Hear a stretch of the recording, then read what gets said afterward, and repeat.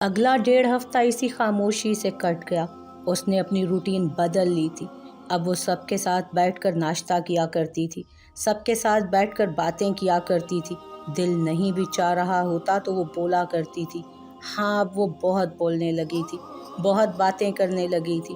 Be جان اس کی جانب سے مطمئن ہو گئی، اور آغا جان جو اس کی خاموشی کی گہری چھاپ سے اب اکثر پریشان رہنے لگے تھے، سکون میں آ گئے۔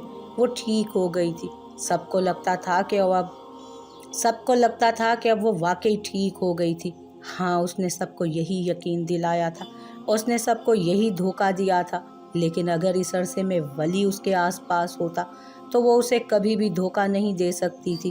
جو آنکھوں میں جھانک کر روح تک کی باز گشت کو محسوس کر جائے، ایسے کسی انسان سے بچنا مشکل ہی تھا۔ ناشتے سے فراغت کے بعد وہ شازیہ اور بی جان کے ساتھ مارکیٹ چلی آئی تھی۔ کچھ ضروری شاپنگ کرنی تھی۔ واپسی پر آتے ہوئے شازیہ نے اس کے لیے پارلر سے اپوائنٹمنٹ بھی لے لیا تھا۔ اس نے بلا چوں چرا حامی بھر لی۔ اب اسے کسی بات پر اعتراض نہیں ہوتا تھا، لیکن شازیہ کے رویے سے وہ بہت حیران ہوئی تھی۔ وہ اب طنز بہت کم کرتی تھی۔ شاید باپ کی حالت کا اثر تھا کہ اب نہ وہ زیادہ اپنے کمرے سے نکلتی اور نہ ہی امینہ۔ اس نے بھی انہیں انہی کے حال پر چھوڑ دیا۔ اب اسے کسی بات سے فرق نہیں پڑتا تھا، سب اس کے لیے ایک برابر ہو گیا تھا۔ اب اگلی شام کی چائے اس نے سبزہ زار پر لگوائی اور پھر بی جان اور آغا جان کو لیے پرسکون سی شام میں آ بیٹھی۔ وہ دونوں باتیں کر رہے تھے اور امل ہلکی سی مسکراہٹ کے ساتھ ان کی نوک جھونک سن رہی تھی۔ اس کے ہاتھ میں چائے کا کپ تھا اور دور کیاریوں سے آتی تازہ پھولوں کی رسیلی سی خوشبو نے ساری شام کو گویا معطر کر دیا تھا۔ اس نے ایک پل کو چہرہ پیچھے کو موڑ کر دیکھا۔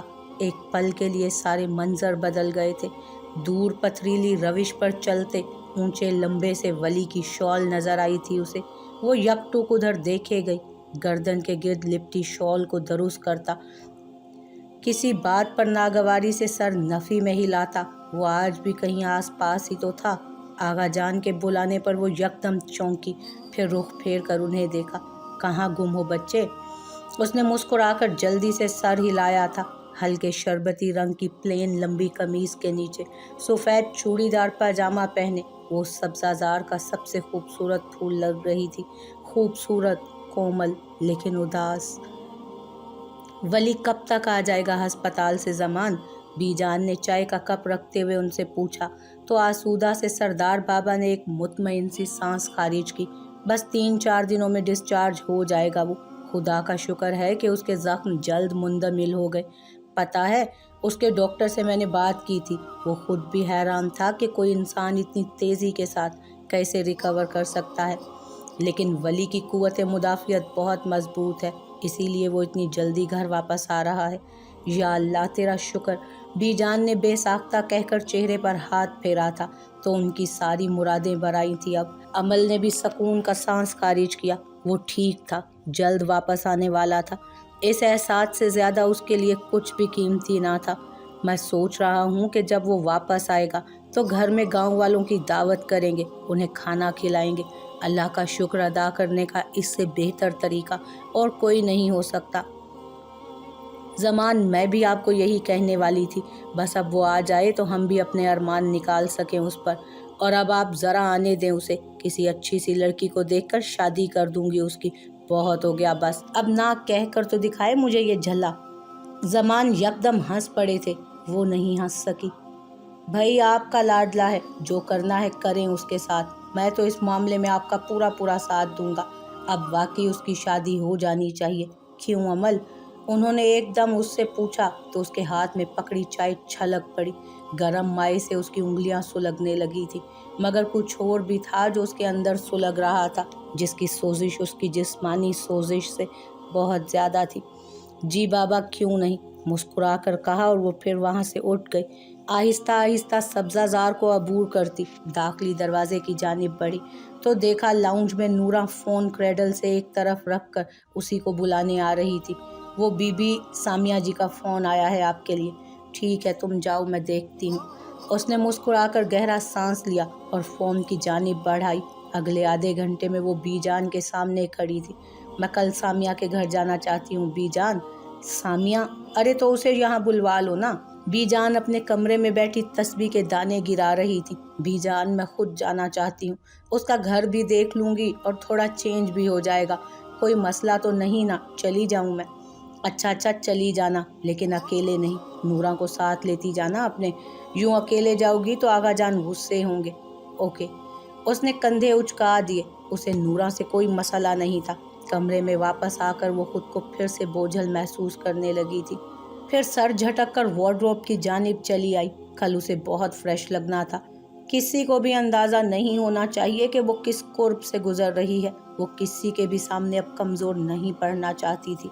एक फ़ैसला अगर कर ही लिया था तो उसे आखिर तक निभाना चाहिए था। उसने वार्डरोब का पट खोला और फिर अपना पसंदीदा फ़्रॉक निकाल लाई। वो सादा सा ऑफ वाइट कलर का फ़्रॉक था, ऐसा रंग जो उस पर बहुत खिलता था, बहुत जचता था। उसने एक पल को उसे देखा और फिर उसे बेड पर फैलाकर सिंगार आईने के सामने आ खड़ी हुई। चुटिया में गुंधे बालों को वो खोलकर सोचती निगाहों से खुद के अक्स को देख रही थी।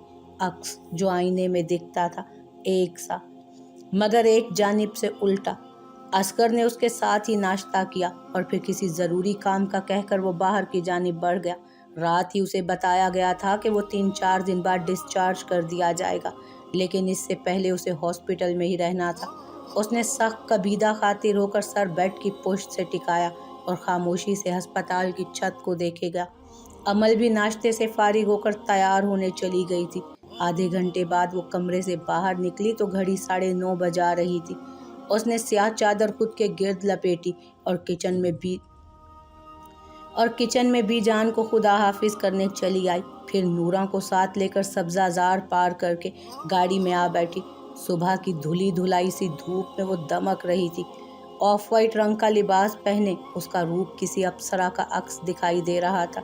कुछ देर बाद ही ड्राइवर ने गाड़ी आगे बढ़ाई तो वो गुजरे लम्हों के शहर में कोई पीछे को भागते सरसों के खेतों को देखे गई। हर चीज़ पर उसका निशान साफ था। याद ना भी करना चाहती तब भी वो था। हर जगह अपने होने का उसे एहसास दिलाया करता था वो। उसने गहरा सांस लेकर चेहरा अंदर की जानिब मोड़ा। हाशिम ने अपने ऑफिस में कदम रखा। आज तकरीबन 25 दिन के बाद वो उस ऑफिस में दाखिल हो रहा था, क्योंकि उसके ज़ख्मों ने उसे यहाँ तक आने की मोहलत ही नहीं दी थी। अब भी उसके चेहरे पर मुंदमिल ज़ख्मों के निशानात मौजूद थे, मगर वो खुद पहले से काफ़ी बेहतर महसूस कर रहा था खुद को। ऑफिस अपनी दरुस्त हालत पर वापस आ चुका था। वो चलता हुआ टेबल के पीछे लगी कुर्सी पर आ बैठा और फिर हाथ में पकड़े फ़ोन को कान से लगाया। जोगी तुम्हारा इंतज़ार कर रहा है, तुम्हारा इनाम। अब इस काम में देर नहीं होनी चाहिए। जी सरकार, जो हुक्म आपका। उसने स्पार्ट चेहरे के साथ फ़ोन कान से हटाया था और टेबल पर रख दिया। घड़ी की टिक टिक को खामोशी से सुने गया। फिर वो किसी की आहों का बदनामी और बेइज्जती का सैलाब था उन गुजरती सातों से परे। कच्चे रास्तों पर दौड़ती उनकी गाड़ी को यकदम गैर मामूली सा ब्रेक लगा तो अमल झटके से आगे हुई। एक नज़र ड्राइवर पर डाली। उसे उसके नाकाबिले फहम तासुरात समझ नहीं आए थे। क्या हुआ, गाड़ी क्यों रोक दी? उसे उस ड्राइवर का नाम याद नहीं था, क्योंकि वो उसके साथ बहुत कम आया जाया करती थी कहीं भी। उसे सिर्फ इतना पता था कि वो फरीद का कुछ लगता था। एक काम है बीबी जी मुझे आपसे, उसने मशीनी सी आवाज़ में कहा तो अमल ने नासमझी से उसे देखा। कैसा काम? और एकदम से उसके गर्दन मोड़कर देखने पर वो डर कर पीछे हटी। उसकी आंखें बेहद सुर्ख थीं और चेहरा हर जज्बे से आरी। उसका दिल अजीब खौफजदा होकर धड़का था। कैसा काम है तुम्हें? उसने सीट को मुट्ठी में भींचा। कुछ गलत हो रहा था। नूरा भी उतनी ही बौखलाई बैठी थी। वो आगे से उतर कर आया, पीछे का नूरा का वाला दरवाज़ा खोला और उसे खींचकर बाहर की जानिब फेंक दिया। अमल फटी फटी नज़रों से उसे देख रही थी। ये क्या कर रहे हो तुम? किसके आदमी हो तुम? उसकी फटी फटी निगाहों के सामने गांव का सुनसान पड़ा रास्ता घूमने लगा, लेकिन वो नहीं सुन रहा था। घूमकर उसकी जानिब आया तो वो बेख्तियार पीछे को हटी। उसने अपना सर अंदर को झुकाया और उसे हाथ से पकड़कर खींचा। वो हिज़ियानी अंदाज में खुद को छुड़वाने लगी थी। नूरा सड़क पर ही पड़ी थी। उसके घुटने और हाथ पर शदीद चोटें आई थी। उससे उठना मुहाल हो रहा था, लेकिन फिर भी वो चिल्ला चिल्ला कर रो रही थी, कोई तो आ जाए उनकी मदद को। करक से आदमी ने उसके दोनों हाथों को रस्सी में जकड़ा, लेकिन उसकी मुस्तकिल चीखों और मज़ाहमत से रस्सी बार बार खुल रही थी। यकदम तैश में आकर उसने भारी हाथ का थप्पड़ अमल के मुंह पर रख कर दिया तो उसका चेहरा पल भर को घूम कर रह गया। कोमल रुखसार इस कदर बेदर्दी से सुर्ख पड़ गया था। नूरा जैसे तैसे करके घूम कर उसकी जानिब आई और उस आदमी को पीछे की जानिब खींचा, लेकिन उसने उसे इतना ज़ोरदार धक्का दिया तो वो बहुत दूर जा गिरी। उसके हाथ पर खराश आई थी और पाँव भी मुड़ गया था। वो दर्द के बाइस सड़क पर लौटने लगी थी। अमल ने उसे परे धकेलने की भरपूर कोशिश की, मगर वो ताकतवर आदमी था। उसका मुकाबला करना आसान नहीं था। उसके नाजुक हाथों को रस्सी से जकड़कर उसने जेब से कुछ निकाला और फिर एक लम्हे की भी देर किए बगैर उसके मुंह पर सफ़ेद रुमाल रख कर दबाया। अमल के नथनों से अजीब सी बू टकराई थी और फिर जैसे जैसे वो बू उसके दिमागी खलियों में उतरने लगी, उसकी आंखें बंद होती गईं। वो बेहोश हुई तो उसने उसके मुंह पर टेप लगाया। वो झूल कर सीट पर गिर गई थी। उसने पीछे को होकर दरवाज़ा बंद किया और फिर नूरा को पैर से परे धकेल कर फ्रंट सीट पर आ गया। नहीं नहीं, खुदा के लिए बीबी को छोड़ दे, खुदा के लिए रहम करो, बीबी को छोड़ दो, बीबी को छोड़ दो। वो रोते रोते बमुश्किल उठकर बैठी। उठने लगी थी कि वो कार तेजी से आगे भगा ले गया। बीबी जी, बीबी जी, वो चिल्लाते हुए लड़खड़ा कर कार के पीछे भागी, लेकिन फिर यकदम ही गिर पड़ी। उसके पैर में बेतहाशा दर्द हो रहा था, लेकिन वो गाड़ी नहीं रुक रही थी। कच्चे अनजान अजनबी रास्तों पर गाड़ी आगे ही आगे दौड़ती चली जा रही थी। शाम 4 बजे तक जब अमल की वापसी ना हुई तो बीजान ने परेशानी से दरवाजे के आगे टहलना शुरू कर दिया। वो तो वैसे ही थोड़ी देर होने पर बहुत परेशान हो जाया करती थी, और यहाँ तो अमल ने उन्हें फ़ोन करके भी नहीं बताया था कि वो खैरियत से पहुँच गई है। कुछ था जो बीजान को बहुत ज़्यादा बेचैन कर रहा था। यकदम लाउंज में रखे फ़ोन की घंटी बजी तो उन्होंने जल्दी से आगे बढ़कर फ़ोन उठाया, और आगे से जो सामिया ने कहा उस पर बीजान के हाथ से फ़ोन यकदम छूट कर गिरा था। ज़मानी के हाथ से छूटता फ़ोन देखकर वो चौंके थे। क्या हुआ है ज़मानी? बीजान ने अपना सफ़ेद चेहरा और कांपता वजूद उनकी जानिब फेरा तो वो घबरा कर नीचे उतरे। उन्हें दोनों कंधों से थाम कर ठीक से खड़ा किया। क्या हुआ है ज़मानी? किसका फ़ोन था? सामिया का फ़ोन था। वो कह रही थी कि अमल उसके घर नहीं पहुंची। वो दोपहर से उसका इंतज़ार कर रही है। उनके हाथ पैर कांप रहे थे और दिल बेहद तेज़ी के साथ धड़क रहा था। एक जमा देने वाला खौफ था जिसने ज़मान को पल भर के लिए शल सा कर दिया। क्या? उन्होंने आगे बढ़कर फ़ोन उठाया, लेकिन शायद लाइन डिस्कनेक्ट हो चुकी थी। जल्दी से मोबाइल निकालकर उन्होंने ड्राइवर को फ़ोन किया, लेकिन उसका फ़ोन बंद था। अब तो उनके अपने हाथ पैर भी कांपने लगे थे। यकदम वो बाहर की जानिब बढ़े तो ज़मानी ने धड़ाधड़ बख्तियार के कमरे का दरवाज़ा बजाया। निसार तो अमीना के साथ शहर गया हुआ था और शाजिया सुबह ही से निगार के पास थी। उस वक्त घर में चंद मुलाजमीन के अलावा सिर्फ बख्तियार ही था। उनके ऐसे दरवाज़ा बजाने पर वो घबरा कर बाहर निकला तो बीजान के कांपते वजूद को बेख्तियार संभाला। क्या हुआ है बीजान? क्या हो गया है? बख्तियार, अमल सामिया के घर नहीं पहुंची। वो दोपहर से गायब है बख्तियार, मेरी अमल ठीक नहीं है। बख्तियार ने बेयकीनी से उन्हें देखा और फिर माऊफ होते जहन के साथ उन्हें लाकर सोफे पर बिठाया। बीजान की हालत बहुत ख़राब हो रही थी। कुछ समझ ना आने पर वो भी बाहर की जानिब दौड़ा था। सफ़ेद हवेली के दरो दीवार तक में खौफ की सनसनाहट महसूस की जा सकती थी। नवाज आज एक बार फिर अस्पताल के कॉरिडोर में तेज़ी से भाग रहा था, लेकिन इस बार उसके चेहरे का खौफ और हवाइयाँ उड़ रही थी। और सांस बेतरह से फूला हुआ था। उसने धाड़ से उसके रूम का दरवाज़ा खोला तो वो जो बेड पर बैठा अपना मोबाइल चार्जर से अटैच कर रहा था, यकदम चौंक कर सर उठाया। दरवाजे में कांपते कांपते नवाज को देखकर उसके माथे पर बल पड़े। क्या हुआ है नवाज? उसने वहीं से बैठे बैठे पूछा था। उसके हाथ में सुइयां अब तक लगी थी।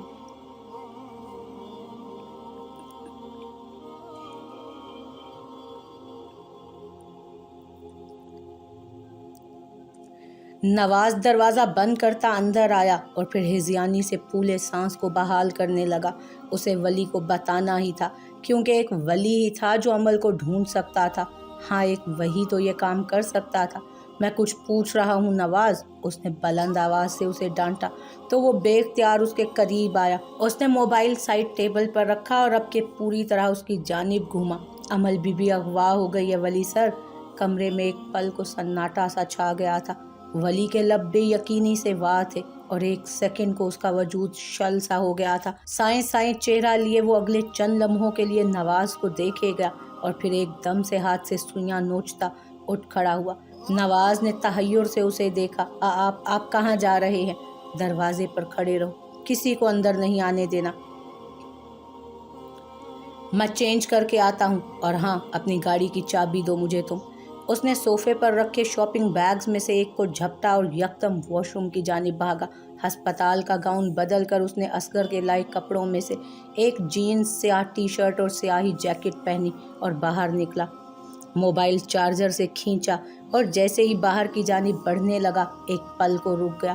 نواز بھی اس کے ساتھ ہی باہر نکلنے لگا تھا تو اسے رکتا دیکھ کر خود بھی رک گیا۔ اپنا مفلر دو مجھے نواز۔ نواز کے گلے میں ہمیشہ ایک خاص قسم کا سیاہ مفلر ہوا کرتا تھا۔ اس نے جلدی سے اپنی گردن سے مفلر اتار کر اس کو دیا۔ باہر نکل کر کھڑے ہو جاؤ، دیکھو کوئی اس طرف نہ آنے پائے، اور ہاں، میں جیسے ہی باہر نکلوں فوراً میرے ساتھ تم بھی نکلنا۔ اس نے مفلر کو چہرے کے گرد لپیٹا، ایسے کہ آنکھوں کے نیچے سے اس کا سارا چہرہ ڈھک گیا تھا۔ کمزوری کے باعث بے ساختہ اسے چکر آئے تھے۔ سر کے پچھلے حصے میں ذہنی دباؤ کے باعث بڑھتا ایک خوفناک درد، کندھے کے زخم میں بے تحاشا درد کی ٹیسیں۔ سارا ہسپتال اس کے سر پر گول گول گھومنے لگا تھا۔ اس نے پرواہ کیے بغیر قدم باہر کی جانب بڑھائے۔ بھاگنے سے اس کے پیٹ پر آئے زخم میں شدید کھنچاؤ پڑنے لگا تھا۔ تکلیف تھی، اذیت تھی۔ نواز بھی اس کے ساتھ ساتھ بھاگ رہا تھا۔ دفتن اس کے ساتھ سے اصغر گزرا تھا۔ ولی نے اسے نہیں دیکھا، لیکن اس نے ولی کو دیکھ لیا تھا، اور اس مفلر میں بھی وہ اس کی آنکھوں کو پہچان گیا تھا۔ اسے ایسے دوڑتے دیکھ کر اسے جھٹکا لگا، اور جتنی دیر میں وہ اسے آواز دیتا مڑا وہ ہسپتال کا کوریڈور پار کر چکا تھا۔ اسے بھی اس کے پیچھے اپنے قدم پھیرنے پڑے۔ وہ اور نواز گاڑی میں بیٹھ کر گاڑی زن سے لے کر آگے گئے تو اصغر بھی اپنی کار کی جانب آیا اور اسی تیزی کے ساتھ گاڑی ان کے پیچھے دوڑا دی۔ آپ نے یکدم ظفر کو کیوں انکار کر دیا ہاشم سرکار؟ سردار پور والا ڈیرا تو راجہ نے بالکل تیار کیا ہوا تھا۔ شہیر کی بات سن کر نیم تاریکی میں آفس کی کرسی پر جھولتا ہاشم مسکرایا تھا۔ گیم چینج شہیر، پہلے میں ولی کو صرف اذیت دینا چاہتا تھا، لیکن اب اس کے چہرے کی مسکراہٹ دیکھ کر شہیر کی ریڑھ کی ہڈی سنسنا اٹھی تھی۔ اب میں اسے اس لڑکی کی لاش دکھا کر پاگل کرنا چاہتا ہوں، میں اسے ذہنی مریض بنانا چاہتا ہوں شہیر، اور تم دیکھنا ایک دن وہ انتقام کھیلتا کسی پاگل خانے کے تاریک سیل میں پڑا ہوگا۔ گاڑی تیز چلاؤ نواز۔ وہ اس پر دھاڑا تو نواز کے پاؤں کا دباؤ ایکسیلریٹر پر بڑھ گیا۔ ولی کی سمجھ میں نہیں آ رہا تھا کہ وہ اسے کیسے ڈھونڈے۔ اسے پولیس کی مدد چاہیے تھی، لیکن اگر اس سب میں وہ پولیس کو انوالو کرتا تو عمل کی بدنامی ہوتی۔ تو عمل کی بدنامی یقینی تھی۔ نہیں، وہ اسے لوگوں کے ظالم سوالوں کے حوالے نہیں کر سکتا تھا۔ اسے کچھ اور سوچنا تھا، جلد از جلد کچھ سوچنا تھا۔ کندھے میں تکلیف برداشت سے باہر ہونے لگی تھی۔ اس کے ہونٹ تکلیف سے سفید پڑنے لگے، سر چکرانے لگا، مگر ابھی اسے خود کو گرنے نہیں دینا تھا۔ دھندلی ہوتی بصارت اور سر کے اندر اٹھتے درد سے اس کا ذہن معوف ہوا جا رہا تھا۔ ان کی کار کے عین پیچھے اپنی کار دوڑاتا اصغر یہ سمجھنے سے قاصر تھا کہ ولی، اور وہ بھی اتنی جلدی میں، کہاں جا رہا ہے۔ اس نے بھی ان کی رفتار کے ساتھ خود کی رفتار بڑھا دی۔ سڑک پر تیزی سے دوڑتی دو گاڑیاں آگے پیچھے تھیں۔ حویلی میں موت کا سا سناٹا تھا۔ زمان اور بختیار کو کچھ سجھائی نہ دیتا تھا کہ کیا کیا جائے اور کیا نہیں، لیکن انہوں نے سب نوکروں کو سرونٹ کوارٹر بھیج دیا تھا اور زمانی سے کہا تھا کہ کسی سے اس بارے میں تذکرہ نہ کریں۔ وہ پہلے اپنی سی کوششیں کر کے اسے ڈھونڈیں گے، اور اگر وہ نہ ملی، ہاں، پھر انہیں پولیس میں رپورٹ کروانا ہی ہوگی۔ یکدم زمان کا فون بجا۔ انہوں نے فون کان سے لگایا تو دوسری جانب ولی کی آواز سن کر بے ساختہ اٹھ کھڑے ہوئے۔ سردار بابا، پولیس میں رپورٹ مت کروائیے گا، اور گھر کے ملازمین کو بھی اپنے اپنے گھروں کو بھیج دیں۔ میں لا رہا ہوں امل بی بی کو، کچھ نہیں ہوگا، مل جائیں گی وہ ہمیں۔ لیکن ولی تم کال کٹ گئی تھی۔ ولی بہت جلدی میں تھا۔ ولی کا نام سن کر بیجان اور بختیار بھی اٹھ کھڑے ہوئے تھے۔ سردار بابا نے انہیں دیکھا اور پھر صبر کا دامن تھام کر چکر کاٹنے لگے۔ انہیں ولی پر بھروسہ کرنا ہی تھا، کیونکہ وہ جانتے تھے اگر کوئی عمل کو لا سکتا تھا تو وہ صرف ولی تھا۔ گاڑی ڈیرے کی جانب موڑو نواز، جلدی کرو، اس نے تیزی سے کہا تو نواز نے اسی تیزی کے ساتھ گاڑی کچے راستوں کے جانب پھیر دی۔ اس نے آگے بڑھ کر ڈیش بورڈ سے بلوٹوتھ لیا اور اسے کان میں جمایا۔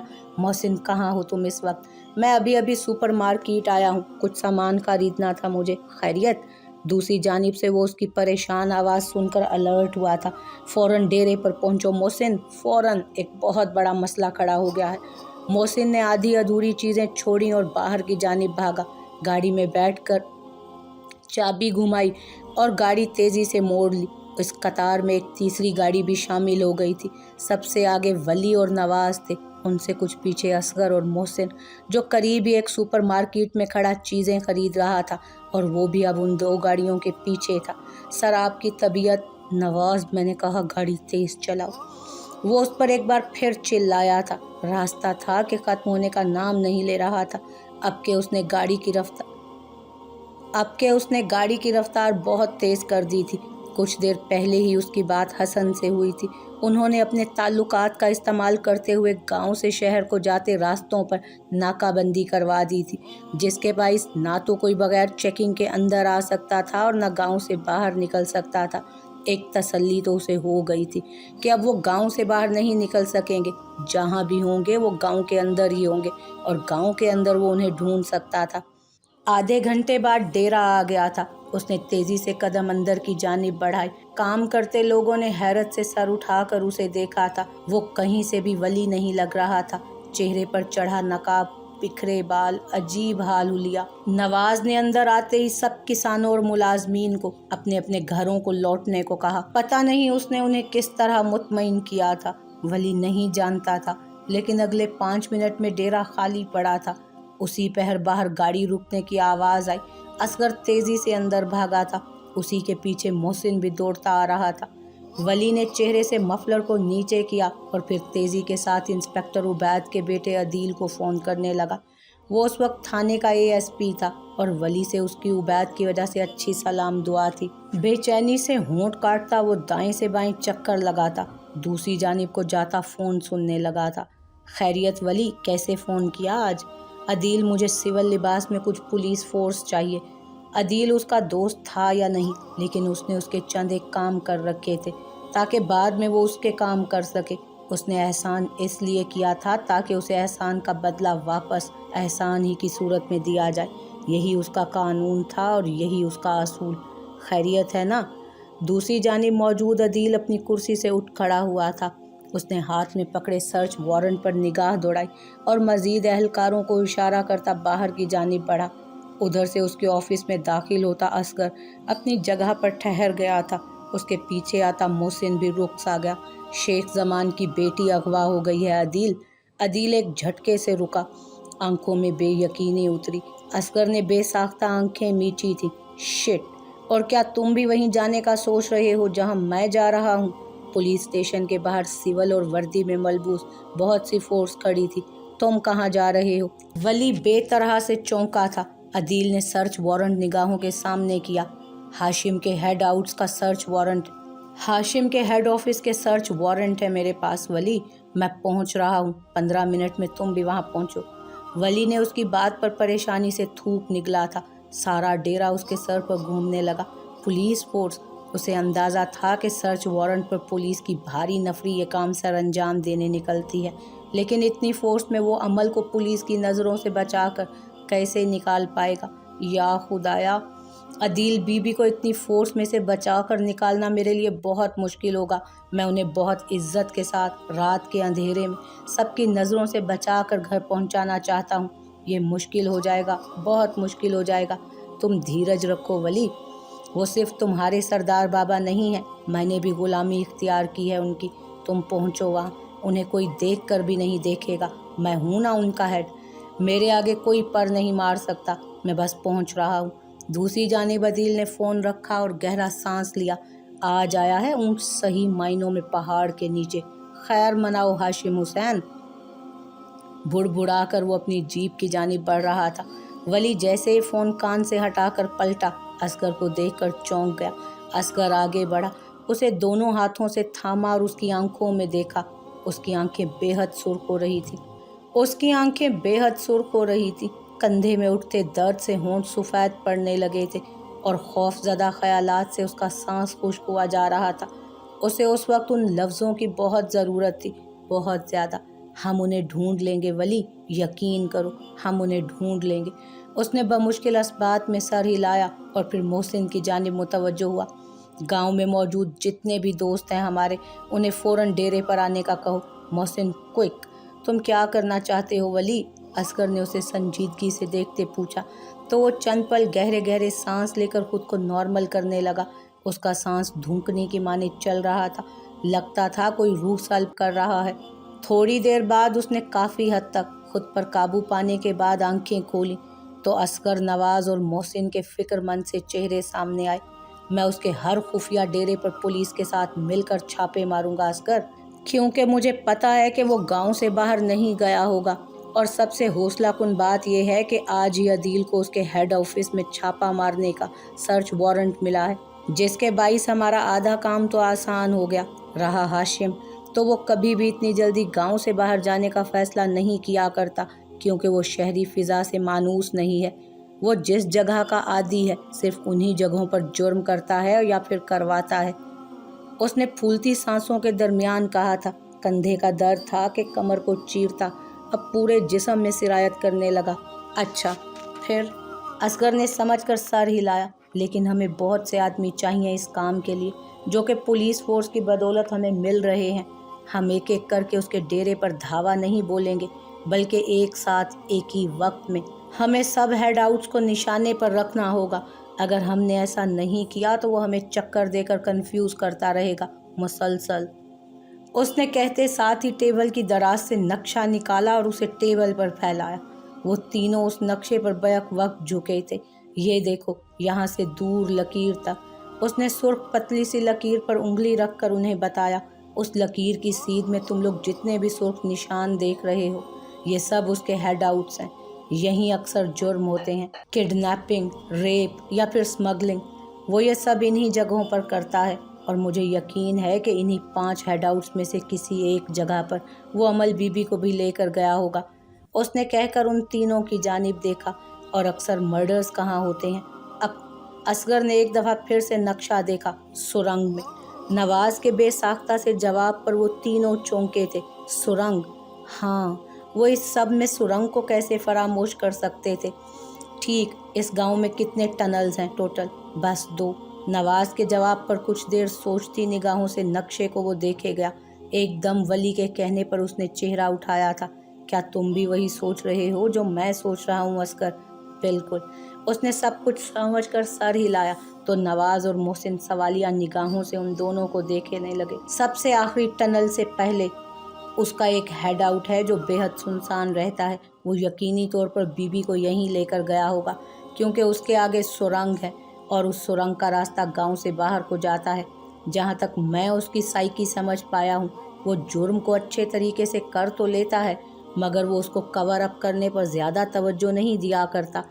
इन जैसे लोग जो ताकत और पैसे के आदी होते हैं, उन्हें हमेशा यही जोम रहता है कि उन्हें कोई नहीं पकड़ सकता, इसीलिए ये कभी भी बारीकियों पर तवज्जो नहीं दिया करते। असगर बोलता जा रहा था। इसी दौरान वली ने अपने टेबल की दराज से छोटा सा पिस्तौल निकालकर जेब में उड़सा।